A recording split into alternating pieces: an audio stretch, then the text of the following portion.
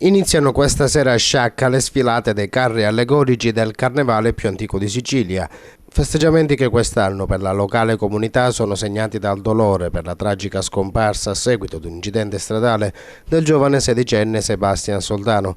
In memoria del giovane, l'amministrazione comunale e gli organizzatori della manifestazione hanno deciso di posticipare di 3 ore la prima sfilata prevista oggi alle ore 16. La decisione di farla alle 19 è dovuta alla concomitanza con i funerali dello sfortunato ragazzo.